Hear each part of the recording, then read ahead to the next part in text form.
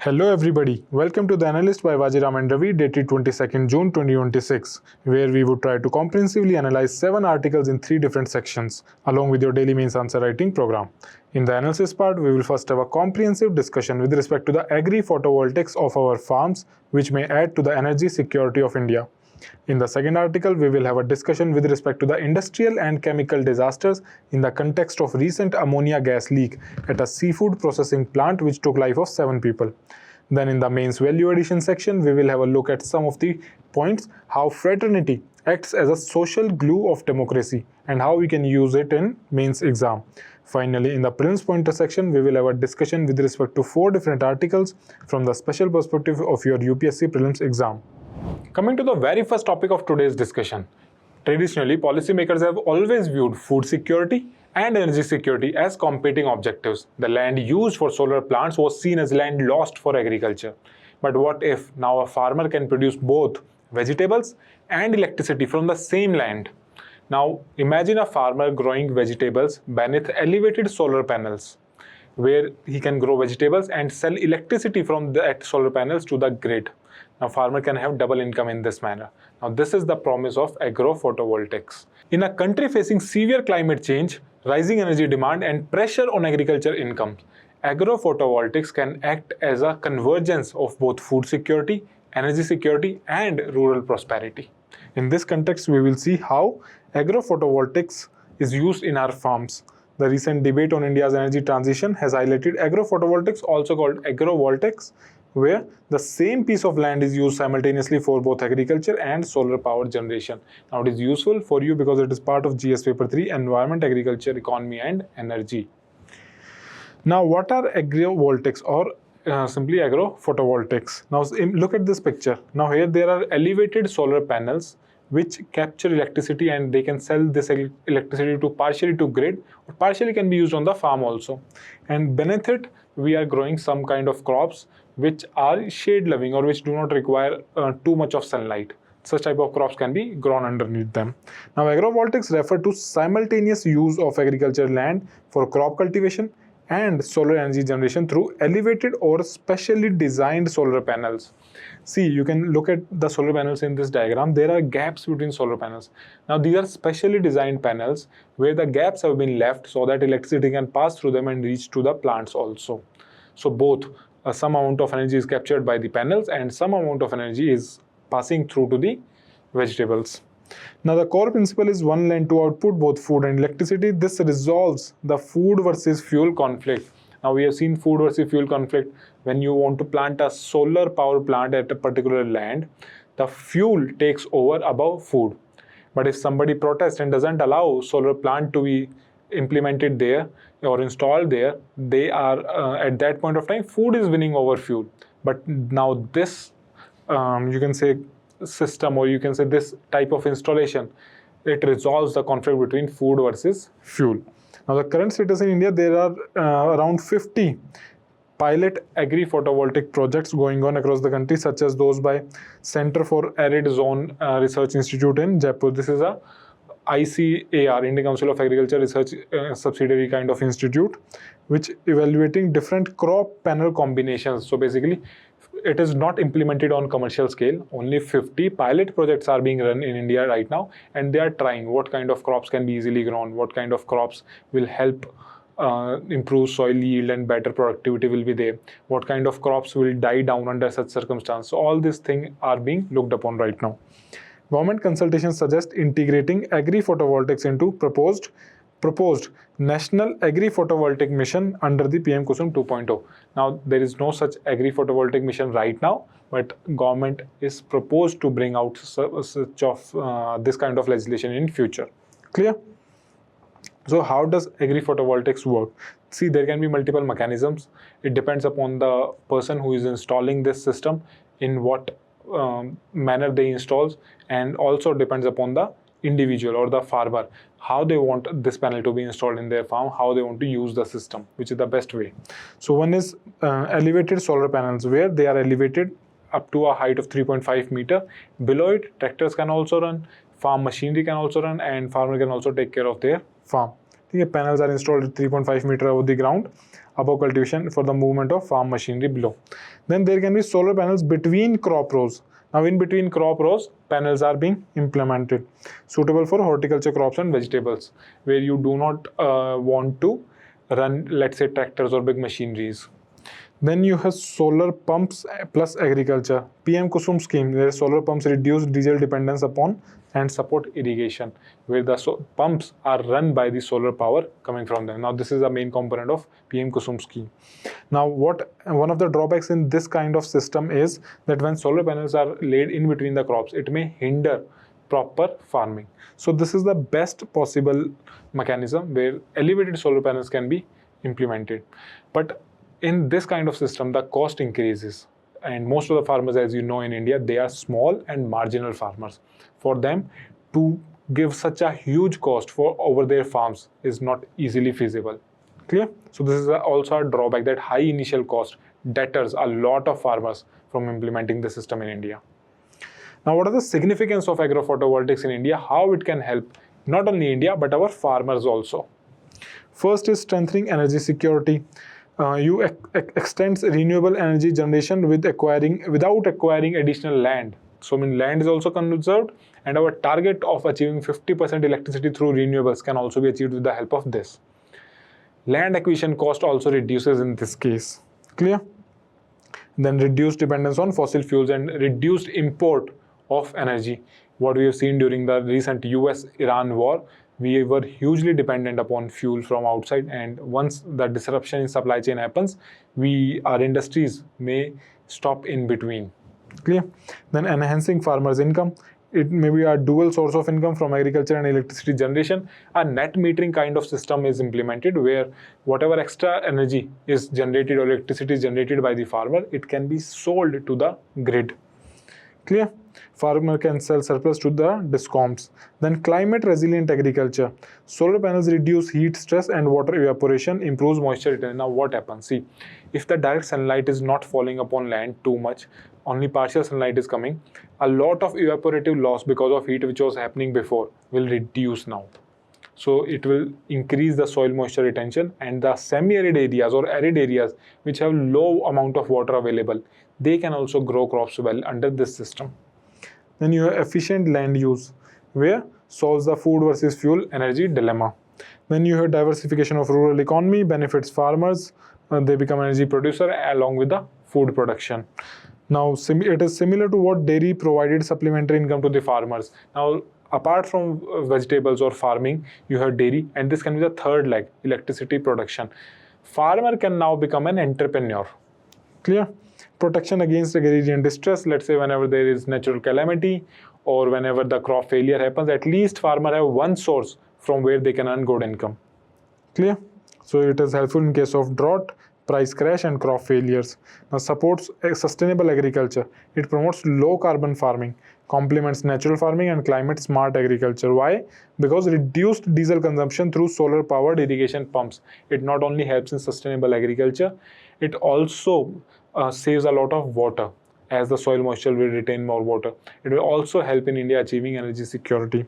Then rural electrification and energy access. Now what can be done?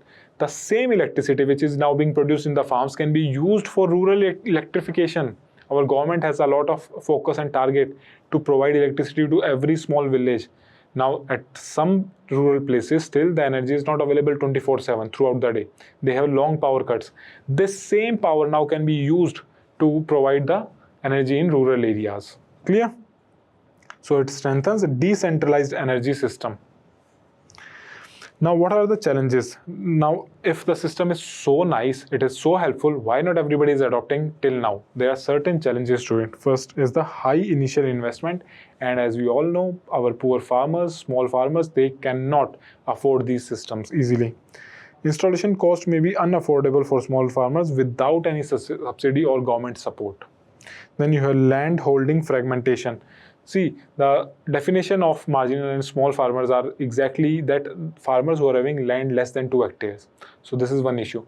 This system works the best when they are implemented across large piece of land. But already your farmers have very small pieces of land, fragmented lands. So average landholding size in India is around 1 to 1.5 hectare. It is in fact even below this, making large-scale deployment difficult. See, ultimately you earn more money when you implement economies of scale. But here economies of scale is missing. Clear? Then crop compatibility issue. Now 50 pilot projects are working still on this, that to find out which are the suitable crops which can grow well under this system. Not all crops perform well under shade conditions. There are certain suitable crops like vegetable and fodder crops. For example, in the crops may vary by region, such as tomato, onion, turmeric, tulsi in MP, ragi, jawar, grapes, banana, brinjal in Karnataka and Maharashtra. So different regions can have different crops which are suitable to this system.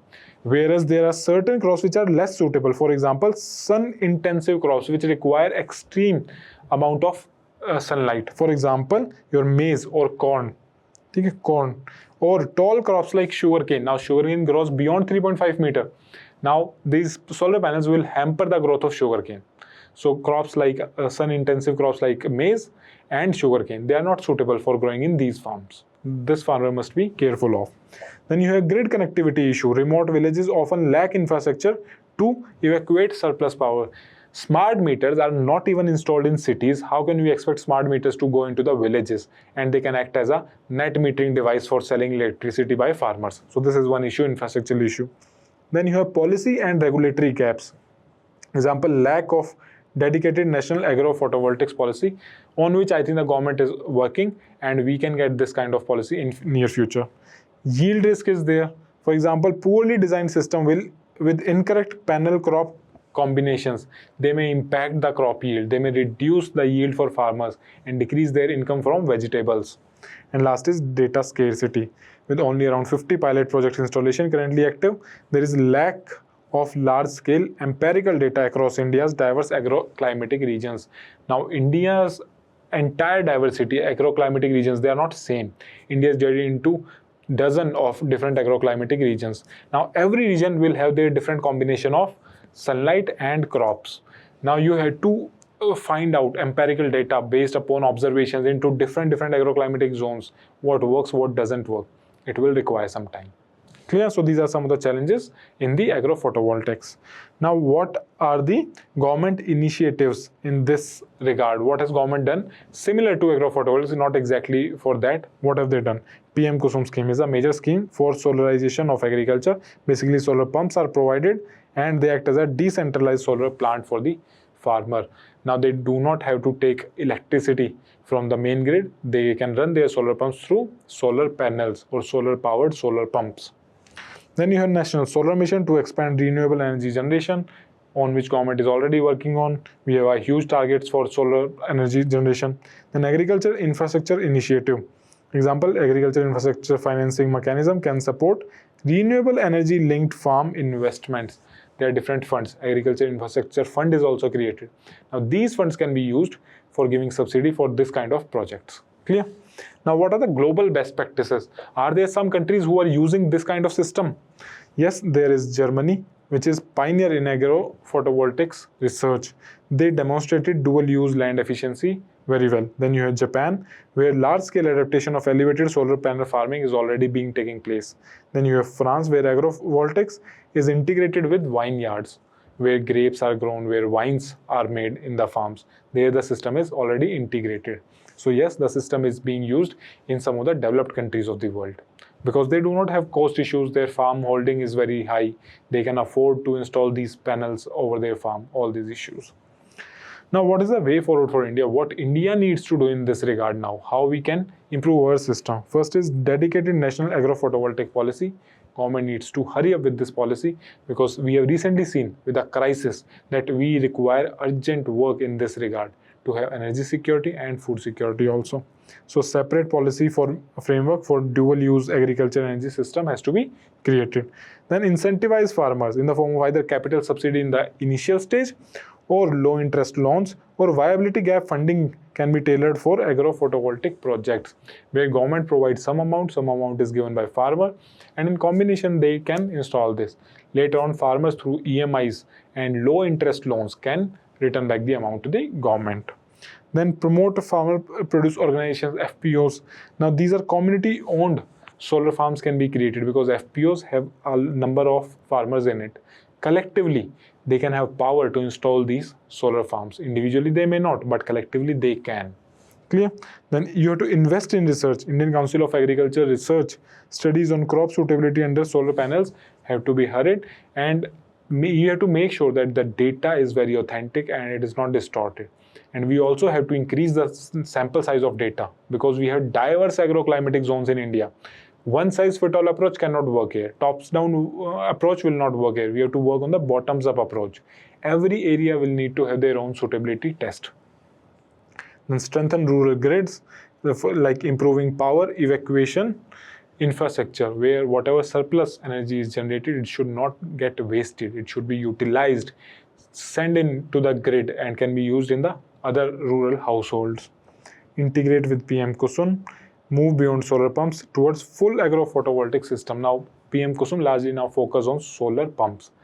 They say that PM Kusum should be just one component of this entire energy security along in the farms. This entire system will have pumps as just one component. So it should be a holistic policy. And last is capacity building through Krishi Vikas Kendras. Now, Krishi Vikas Kendras are small centers which provide a lot of extension services to the farmers.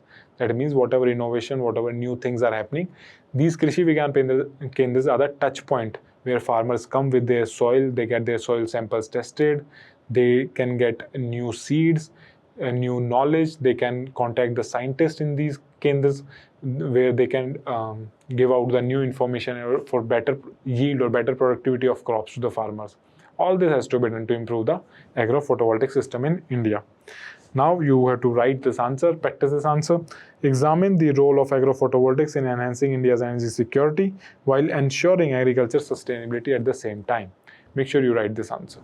Coming to the second topic, factories and industries, they symbolize development, jobs, and economic growth. But when the safety system fails, the same factories, they become sites of tragedy. Right from Bhopal gas tragedy to the recent ammonia leak in Tamil Nadu, we have frequently witnessed how negligence, weak governance, and inadequate emergency response can cost so many lives. As India aspires to become a manufacturing hub, the challenge is clear. By continuing the same growth in industries, how can we be both competitive and safe at the same time? In this context, we will look at the recent ammonia gas leak at a seafood processing plant in Tamil Nadu, which resulted in death of 7 workers and hospitalization of several others. And why it is important? It is part of GS Paper 3, Environment and Disaster Management. In this context, we will look at the industrial and chemical disasters, why they are happening, what are industrial chemical disasters, what are the challenges we are facing, and how we can improve the system. Clear? So what are industrial chemical disasters? Industrial disaster is a significant accident at an industrial site that results in extensive damage, injuries, and fatalities. Now, what are the different types? There are chemical disasters, explosions, mining disasters, falling objects, and radiological incidents. These are the several types of industrial disasters. Chemical disaster is just one type of industrial disaster. Now, according to National Disaster Management Authority, India has reported 130 significant chemical accidents resulting in 259 deaths and 563 major injuries over the last 10 years or a last decade. Clear? So 130 incidents in last 1 decade, that means roughly 13 incidents every year. This is a huge number when it comes to industrial accidents. Okay? Now coming to the chemical disasters. Chemical disasters are a sub-segment within industrial disasters involving accidents and accidental release of hazardous chemicals. Now they may result from industrial accidents, improper handling or storage of chemicals, or the failure of safety systems. Sometimes our regulations are not as strong, our equipments are old, there is negligence by humans. All this can lead to chemical leaks and disasters. And there are certain chemicals which are so reactive when they come in contact with either water or air, they react very vigorously. And these disasters can spread very fast. Now, Bhopal gas tragedy, everybody is aware of this. And now Visakhapatnam LG polymer styrene leak. This happened in 2020. Again, it led to death of a lot of people. And now you have ammonia leak in Tamil Nadu again. Fine. So, why are industrial and chemical disasters increasing in India? Why are they happening again and again? See, we are a developing nation. We are an aspiring nation. Earlier, we were entirely dependent upon agriculture. Economy is shifting from last many years towards industries and services. Now, and although services is the major component of India, but any country, if they want to become a developed country, they have to have their own manufacturing, and that too at a large scale. And when large scale manufacturing will be deployed or is aspired without strong regulations, you cannot become a manufacturing hub. Then such kind of incidents will keep on happening. Rapid industrialization is one of the reasons, where industrial growth often outpaces safety infrastructure. That means safety infrastructure is not growing as fast as the industries are growing. So it creates a recipe for disaster. Growth of chemical clusters in Gujarat and Maharashtra has increased handling of hazardous substances. Now, a lot of chemical companies are being set up. Then you have aging infrastructure. Old equipments become vulnerable to leaks and failures. Then you have poor safety compliance. Industries sometimes treat safety as compliance bundle rather than necessity. They just want to get the NOC from the required government institution. That they see this safety norms as just a burden. Nobody in India is willing to give their workers a helmet, safety gloves, safety shoes. How often do you see laborers wearing safety shoes while working? Everybody sees these as compliance burdens. Clear? Then you have inadequate worker training. Workers handling hazardous chemicals may lack emergency response training, that they might not know what they have to do in case of any emergency. Then you have urbanization near industrial zones. Residential settlements have expanded around industrial clusters like Gujarat, Maharashtra, Tamil Nadu, which increases the vulnerability of the residential areas close to the industries.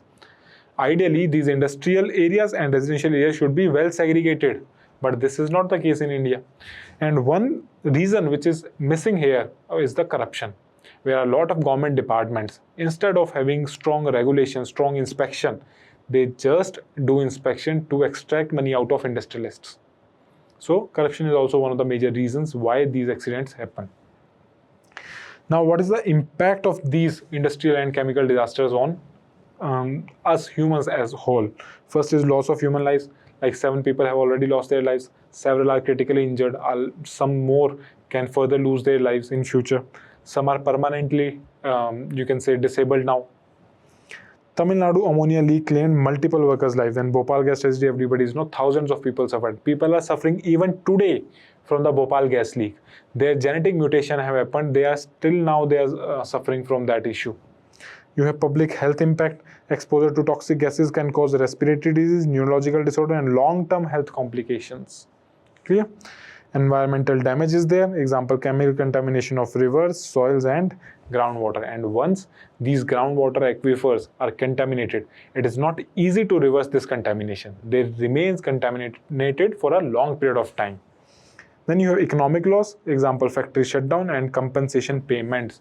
Now, if a factory is shut down, shutting down factories in itself is a huge loss to the factory owner, and then they have to compensate also to the people who have lost their lives, who have been injured.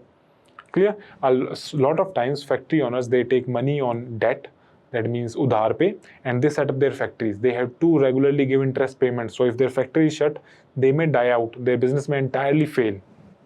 Then you have loss of public trust. Now, local communities become resistant to industrial projects after repeated accidents. Now, let's say in future, if somebody is making or installing an ammonia plant besides your house, will you allow them? You will also have fear in your mind. What if tomorrow ammonia leak happens there? Your entire family can die in one incident. So this creates lack of public trust. So these are the impacts of these disasters. Now, why are chemical disasters particularly dangerous? Why people fear so much? Because they have invisible nature.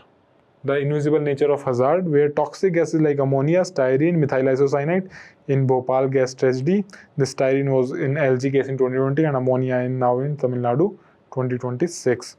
They cannot always be detected immediately. They are not visible easily, and sometimes the gases are not, they do not even have odor. You cannot even smell those gases. You directly inhale them and a person becomes unconscious. Clear? Then rapid spread of these gases. Gas leaks can often affect surrounding communities within minutes, making your emergency response system completely a failure. And then long-term consequences. Bhopal survivors continue to suffer health effects even decades later from that incident. Now already it has been 40 years since Bhopal gas tragedy, but people do suffer today also. Now, what are the legal and institutional frameworks which have been created to deal with such kind of issues? First is your Disaster Management Act 2005. This act provides framework for disaster preparedness and response in case of any such disaster. Then you have Environmental Protection Act 1986, which was formed in the background of Bhopal gas tragedy to protect the environment from these kind of industrial and chemical hazards. Then Manufacture, Storage, Import of Hazardous Chemicals Rules 1989, which regulate hazardous chemicals, that how you will store and handle the hazardous chemicals which you are importing, or you can say you are producing for industrial use. Then you have Chemical Accidents Rules 1996, which have an objective of emergency planning and response in case of any chemical disaster. And last, you have NDMA, National Disaster Management Authority, whose role is to issue guidelines for chemical disasters and management. Along with NDMA, you have State Disaster Management Authority, which work, and District Disaster Management Authority. They work on ground in case of any such issue. Now, NDMA cannot reach everywhere at a fast pace. So, first responders are generally State Disaster Management Authority and District Disaster Management Authorities. Clear? Apart from these legal and institutional frameworks within India, India is also signatory to Rotterdam Convention, Basel Convention, and other international conventions which regulate the hazardous waste and chemicals. We are part of those systems. Clear? Then you have various challenges in India's industrial safety regime. How? Compliance-based safety culture. Safety often is treated as paperwork rather than practice. We have already seen this, how compliance is seen as a burden by industrialists, and how compliance is seen as an opportunity to grab money by administrators. Then you have limited inspection capacity. Regulatory agencies often face manpower shortage, and whatever limited manpower they have, they does not do their work properly. Then you have informal workforce. Contract workers may receive inadequate training. Now, whenever contractual workforce, low paid laborers are being employed in a factory, do you expect the factory owner to give them adequate training? They are already on a cost saving spree. That's why they have hired these laborers, and sometimes even children are employed in these industries.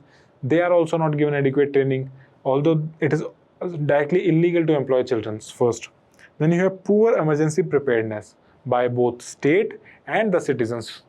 We cannot blame simply state here. Even people do not think of these things. What will happen to my factory? What if it catches fire tomorrow? Lack of mock drills and many institutions in many industrial facilities. Nobody thinks that something can happen to my factory or my industry. So no one is willing to take mock drills. Then you have weak community awareness, where residents are living near hazardous industries are often unaware of the emergency protocols. Even the residents do not know what they have to do in case of any disaster. Clear? So these are some of the challenges. So what can be the way forward? How these challenges can be dealt with? First is shift from compliance to safety culture. We have to build a culture of safety in the country. I'll give you a good example of this. Now, all of you must be aware of BMW, Audi, and Mercedes. These are some of the luxury car companies in India. But Volvo is within the luxury segment. Volvo is considered the safest cars. But in India, the sale of Volvo cars are among the least. Why? Because safety is not the priority for and most of the people in India. The culture of safety is missing in India. Everybody wants to have a better looking car, which has better, you can say, name in the market, but no one is willing to take a more safer car. Clear? So same happens in industries also. Strengthen occupational safety, for example, mandatory training and certification of worker handling hazardous chemicals. All those industries which are employed in hazardous work, they should have proper training and certification. Then improve real-time monitoring, like AI-based leak detection system, which can have large alarms, which can, right now government is also trying using the phone-based alert system. So localized phone-based alert system can also be sent to the people in that particular community that such kind of industrial disaster has happened. Then deploy early warning system and surveillance mechanism. All this can be used with the help of technological innovation. Then you have strengthened disaster preparedness, periodic mock drills. Workers and communities and local administration all have to be involved in these mock drills. Then adopt global best practices like process safety management, system used in advanced industrial economies. Now proper SOPs have been created in advanced countries that this is the protocol which you have to follow in case of any disaster. Then you have community right to know. Public disclosure of hazardous chemicals handled by industries. If any industry is handling hazardous chemicals, the residents living nearby, they should be aware that this industry is having these chemicals within them and they are handling them, so that if something happens in future, at least people are prepared to evacuate themselves. Then effective enforcement. Enforce laws like Factories Act, Environment Protection Act, and Public Liabilities Act with stringent penalties for violators. If there is human negligence, if there is deliberate negligence by the owners of the factory, they should be given severe punishment. That you cannot put so many lives in danger just to reduce some of your costs. Try this question. Examine the causes and consequences of industrial and chemical disaster in India. Suggest measures to strengthen industrial safety and disaster preparedness. And make sure you write these answers. Coming to the mains value addition, in today's newspaper, there is an article regarding in times of distress, Constitution's promise of fraternity matters more than ever. This is an article written by former Chief Election Commissioner S.Y. Qureshi, where he talks about how in times of distress, fraternity, the sense of belonging, the sense of brotherhood, it matters more than ever.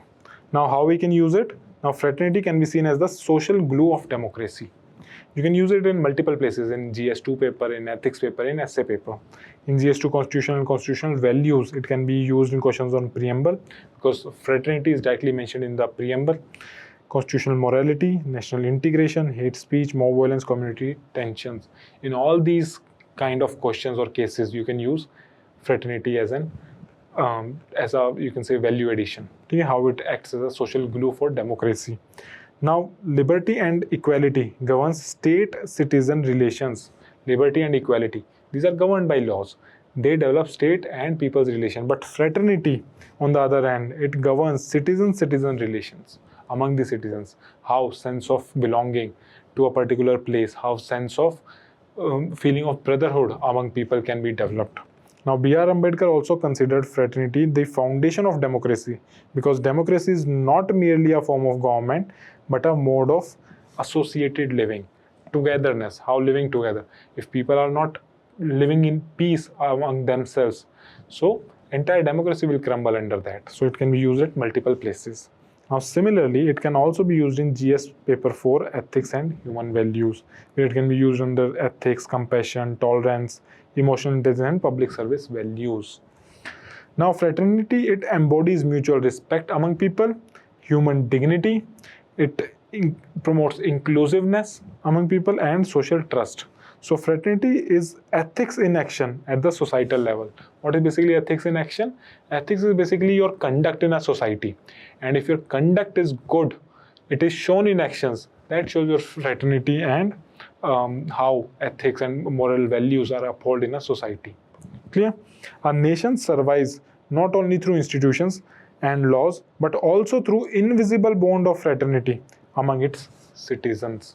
Now, you can use these kind of lines in your ethics answer writing whenever a question comes on these topics. Clear? So, fraternity, though is a part of GS paper 2, part of constitution and preamble mentioned there, it can be used in all these places. And because fraternity among the people is one of the goal of our Indian preamble and constitution. Now, coming to the first prelims pointer, it is regarding biochar. Basically, biochar, which offers a way to turn India's farm smoke into black gold. We will look at some of the prelims pointer regarding biochar. Now, biochar is a carbon-rich material produced by heating biomass in low or no oxygen condition. Clear? So, you have inputs in the form of agriculture residue, urban waste, which is organic waste from kitchens, and crop residue. Now, these undergo the process of pyrolysis. Pyrolysis is burning of any matter, organic matter, in controlled environment with limited oxygen or no oxygen. Here, 300 to 700 degrees Celsius temperature is maintained in the absence of oxygen. What byproducts or what output we get is in the gaseous form biogas, in the liquid form bio-oil, and in the solid form biochar. Now, this biochar, it is something like this. It has very high porosity, high surface area. So this high surface area helps a lot in absorption of, let's say, water and nutrients. They improve soil productivity also. So it can be used a lot in agriculture also. What is pyrolysis? I told you it is a thermal decomposition in absence of oxygen. What are the raw materials we have seen? Crop residue, wood waste, agriculture biomass, and organic waste from homes. Then the main purpose is to improve soil fertility and carbon sequestration. Now this is a form of carbon. They not only stores carbon within themselves, they also sequester a lot of carbon because of high surface area. Then what are the benefits to soil? How can agriculture or farmers benefit from this biochar? It increases water holding capacity of the soil because of this large surface area. A lot of water can be retained in the pores of this biochar. Then it enhances nutrient retention. Same, the nutrients can be, you can say, attached to these pores, these high surface area. It improves soil microbial activity. Clear? Now, what is the climate significance of this? They store carbon for a long period of time. They help reduce greenhouse gas emission. So, this biochar will also, it will not just benefit agriculture, it will not just help in carbon sequestration, it will also help India in achieving net zero target by 2070. What are the uses? Sustainable agriculture, waste management, and land restoration. How waste management can be done? This biochar can be used to extract toxins from the waste because of high absorption capacity of the biochar. Then what are the bioproducts of biolysis? We already seen biochar in solid form, bio oil in liquid form, and syngas, synthetic gas or biogas in gaseous form. Why it is relevant for India? Useful for managing crop residue and reducing stubble burning, because it is the same crop residue and stubble burning in the states of like Punjab and Haryana, which lead to a lot of smoke and pollution at the time of October, November, December. Because this is the same time when crop residue burning, stubble burning happens, and at this time temperature inversion, the geographical factors also play a role, ultimately leading to a pressure cooker kind of situation over the entire northern India, leading to high level of pollution where your PM 2.5, PM10 reaches more than 500. Your AQI is more than 500 at these times. Clear? So what can be the exam traps regarding biochar? Biochar is produced by complete combustion. This is wrong. It is produced by partial combustion in the form of pyrolysis. Then pyrolysis require abundant oxygen. This is wrong. They require absence of oxygen. Absence of oxygen. Biochar releases stored carbon immediately into atmosphere. No, it captures the carbon from the atmosphere. It does not release. So this is again wrong. Now biochar reduces soil water retention. This is wrong. It improves or increases soil water retention. And biochar is produced only from fossil fuels. Now this is wrong. It is not produced only from fossil fuels. It is also produced from the organic waste or the agriculture residue produced into the farms. Moving to the second topic of today's discussion, it is regarding the junk food advertising, or you can say ultra processed food in India, which is having a severe toll on the health of Indian people. Now what we have to remember here, see, ultra processed foods, what are they? They are industrial manufactured food containing refined ingredients, additives, preservatives, artificial colors, flavors, and emulsifiers with little or no whole food content. That means anything which has been taken as a raw material and now has been processed multiple times, has been refined in oil. Emulsifiers used as a binding agent between oil and water. Then you have a lot of preservatives for longer shelf life, a lot of flavoring agents. Instead of natural flavor, a lot of flavoring agents are put into this. For example, a lot of, let's say, fruity or maza, they do not contain real mango. They contain just very small amount of mango, and mostly it is flavoring agents. Clear? So these are high processed or ultra processed foods. They are classified or identified under NOAA food classification system. Now this system was developed in Brazil in 1970s, where NOAA food classification says that there are unprocessed or minimally processed foods which are good, largely your raw food. For example, legumes, pulses, vegetables, fruits, starch roots, garlic, nuts, beef, egg, all these things. Then you have processed culinary ingredients which are further used in food production. They are like salt, sugar, vegetable oil, butter, and other fats. Then you have processed foods. Processed foods, these are unprocessed or minimally processed food with culinary dishes which have been added processed in the industries. Now its example includes boiled vegetables, meat, salt solution, fruit in syrup, or candied bread, cheese, patties, and all these things. Now these are minimally processed. That means some kind of processing is done, some value addition is done. Then comes the ultra high processed foods, which are very, you can say, not useful for humans, which are a complete waste. They are good in taste, no doubt, but not good for your health. Now these are food products derived from food or part food being added cosmetic food additives and used in culinary. For example, your breast milk substitutes like food milk formulas, then your infant formulas, cookies, ice creams, shakes, ready to eat meals, soft drinks, your momos, spring rolls, all these things, they are ultra processed foods which are very bad for your health. Clear? Now, what are the typical characteristics of these ultra high processed foods? They are high in sugar, salt, and unhealthy fats. They are low in fiber, protein, and micronutrients. All these are the things which are good for your body, but they are having these in low quantity. Ready to eat and ready to heat products generally. A lot of, for example, these days, ready to eat parathas also come. You bring in paratha at your home, you just microwave it, and it is ready to eat. So that means now if somebody is storing them for 5, 7, 10 days, 15 days, that means preservatives are added to these parathas. Clear? The examples are soft drinks, packaged chips, instant noodles, sugary breakfast cereals, packaged biscuits and cookies, and processed meat products. Clear? All these are part of ultra high processed foods. Now, what are not ultra processed foods? Your fresh fruits and vegetables, milk, eggs, and pulses, and minimally processed foods. They are all good. They are less or minimally processed. These are good. What are the health concerns with ultra processed foods? They lead to obesity, type 2 diabetes, hypertension, in which you will have high BP, then cardiovascular diseases, certain amount of cancers, and they are linked to rising burden of non-communicable diseases. Clear? So all these health concerns arise from ultra processed food. That's why you see nowadays India is being called as the obesity capital of world. Clear? We are also called diabetes capital of the world because most of the people, by having bad food eating habits, they are ending up in hospitals. Now in the Indian context, rapid urbanization and lifestyle changes, they are increasing ultra processed food intake. Now both the parents, mother and father, largely they are working. Children are left with no option but to get ultra processed food. Sometimes the parents, or you can say the working members, they are tired enough, they do not want to cook food. They opt for the ultra processed foods. So lifestyle changes are being happening because of high urbanization, the changing job environment, all these things. Now is the regulator in India? Food Safety and Standards Authority of India, FSSAI. Now a lot of people allege that this is one of the most inefficient organizations or corrupt organizations which do not do their work properly. Because of they are not doing work properly, you can see a lot of analog paneer is sold in market with the name of that proper milk based paneer is there. A lot of inspection which has to be done by the FSA officers, it is not being done properly. So this is the harsh truth of today. However, some steps are being taken also by the government. For example, the front of the pack labeling, kind of this Eat Right movement by FSSAI is being run. So some steps are being taken, but let's see how much beneficial they'll be.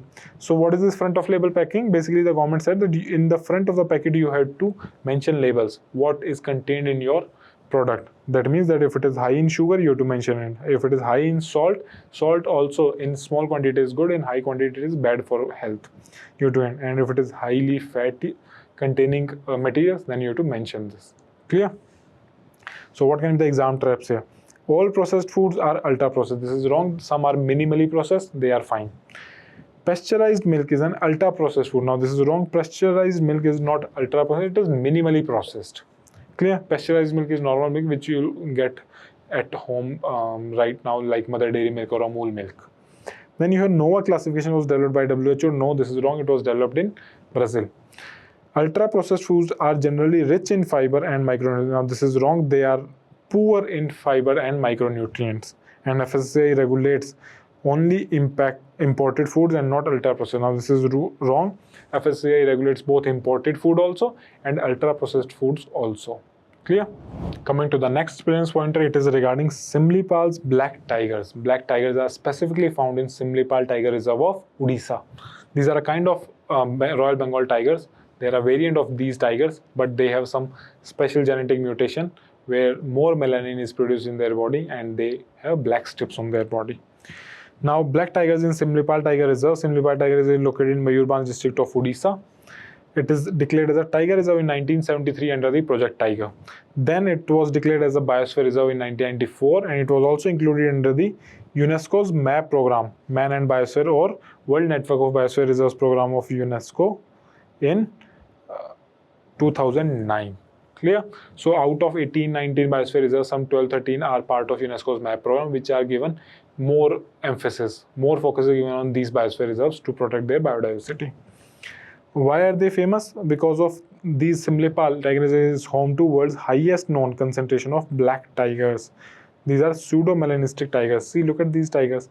Generally, these tigers have golden strips, but the black tigers or these tigers have the black strips on their body in Similipal.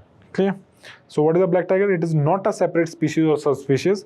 They are pseudo-melanistic Bengal tigers with usually broad and merged black strips. Clear? So they have broad and merged black strips. This is a kind of genetic mutation which happened in these tigers, and it is found only in these tigers here. And largely because of these tigers living in close proximity in a smaller segment, interbreeding led to all this genetic mutation. Now, scientific causes that due to mutation in TACPEP gene. Now, you do not have to remember this exact name, TACPEP gene. Now, same gene influence coat pattern in several cat species also. All they are largely part of cat family. Clear? Genetic explanation is that it is a result of inbreeding in a relatively isolated tiger population. When inbreeding happens between the same species, again and again breeding happens among them, so some genetic mutation may happen. Then the habitat of Similipal. Similipal is a tropical moist deciduous forest. You remember moist deciduous forests are the largest area occupying forest in India. You have dry deciduous and moist deciduous. So this is close to the sea. They have good amount of rainfall from monsoon. So they are moist deciduous forest.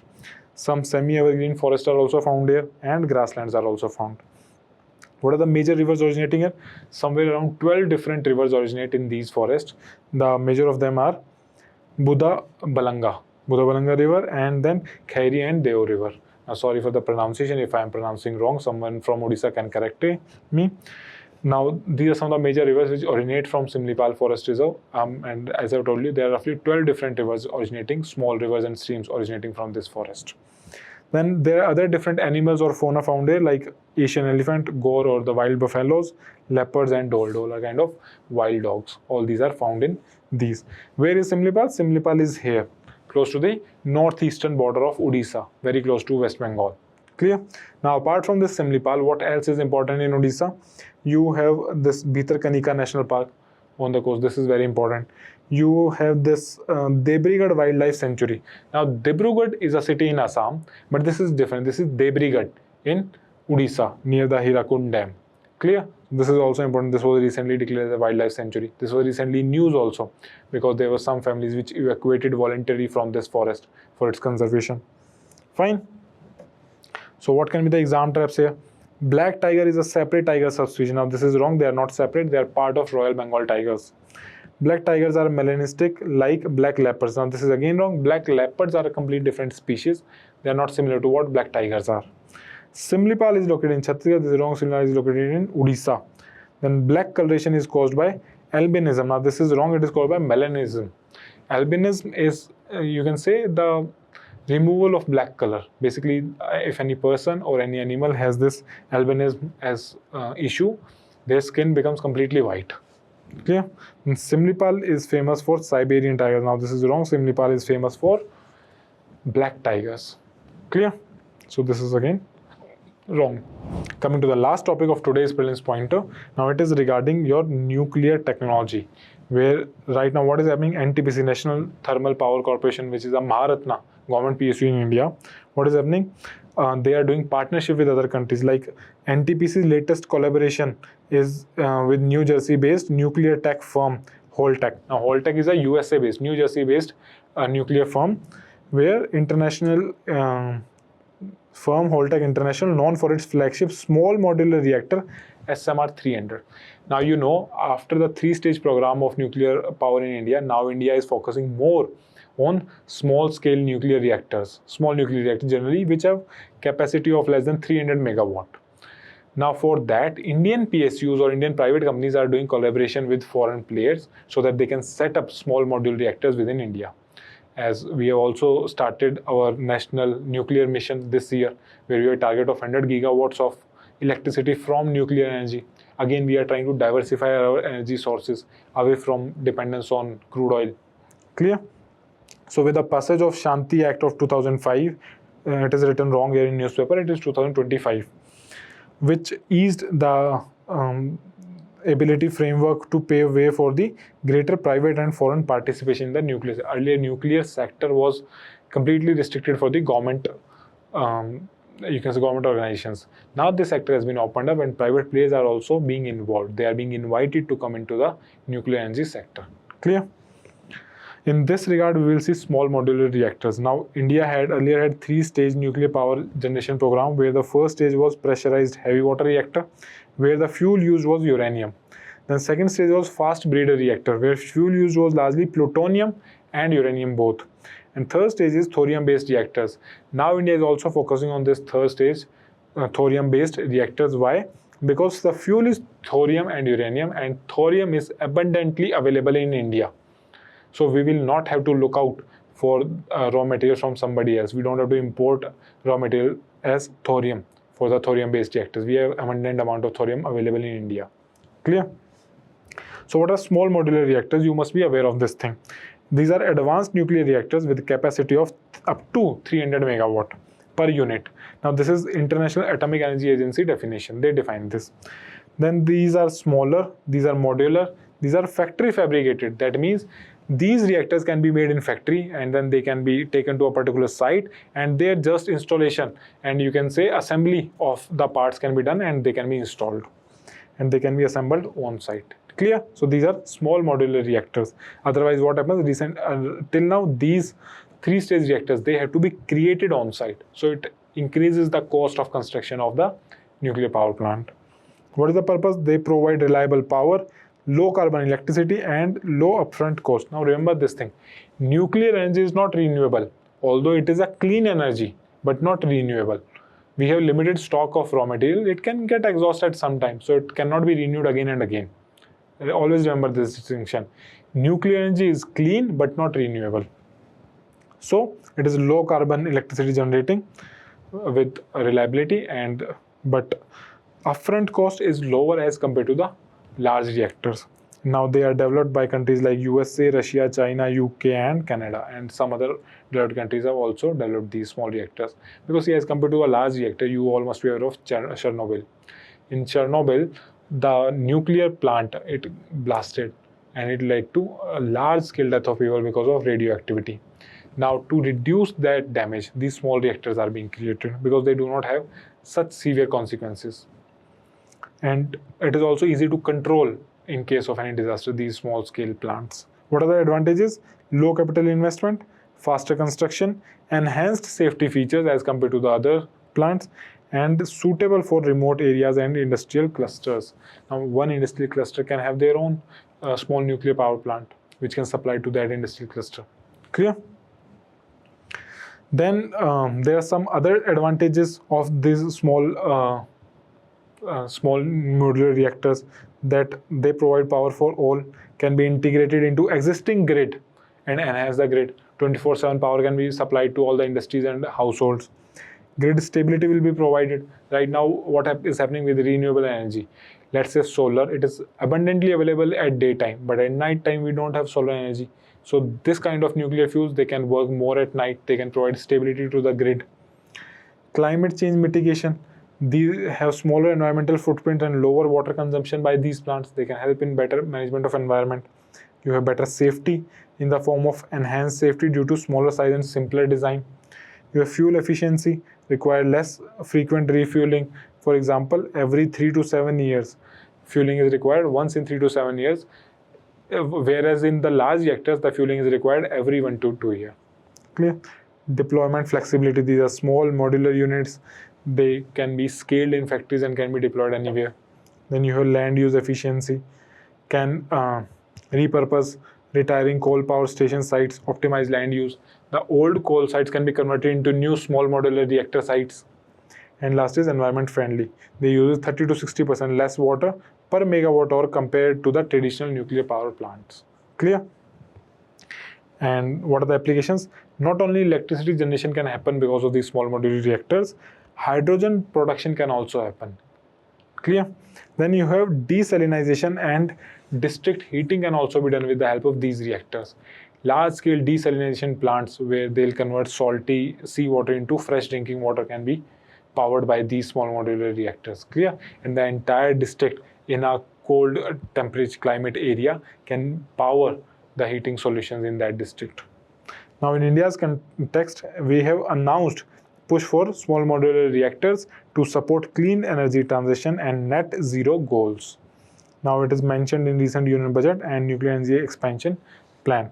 Nuclear energy mission for Viksit Bharat has been adopted in recent budget, and what it says, a nuclear energy mission for research and development for small modular reactors to be set up. Now at least 5 indigenous developed small modular reactors will be operationalized by 2033. That means from 7 years from now, at least 5 indigenously made by us will be deployed. And an outlay of 20,000 crores is proposed for this mission. And as we already know, the target is 100 gigawatt of nuclear energy production combined from all 3 nuclear-based reactors and this small modular. And right now, what is the capacity? Right now, we produce somewhere around 8 to 10 gigawatt of nuclear energy in India, which is very low. Target is to take it to 100 gigawatt. Clear? Which is the global agency? International Atomic Energy Agency, which actively promotes small modular reactor research and its standards.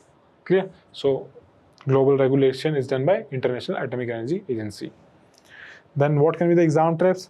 Small modular reactors, they produce renewable energy. As I told you, they do not produce renewable energy because the raw material can exhaust. Although this is clean energy, but not renewable. Then you have every small modular reactor uses thorium fuel. Now this is wrong. There are multiple different fuels, thorium, plutonium, and uranium. Small modular reactors are limited to electricity generation only. This is again wrong. They can use for desalination, district heating, and producing hydrogens also. International Atomic Energy Agency defines small modular reactors as reactors above 1000 megawatt. Now this is wrong. They are below 300 megawatt. Now generally, if it is more than 700 megawatt, it is considered as a large nuclear reactor. If it is less than 300 megawatt, it is considered a small modular reactor, and if it is less than 10 megawatt, it is considered micro reactors. Okay, less than 10 megawatt micro reactors. So small modular reactor, they eliminates radioactive waste generation. Now this is again wrong. They do produce radioactive waste. Radioactive waste is still generated by these small modular reactors, but that is in small quantity, that can be managed better. Clear? So with this, we come to end to today's discussion. Make sure you write your answer, and I'll see you again in the next discussion. Thank you.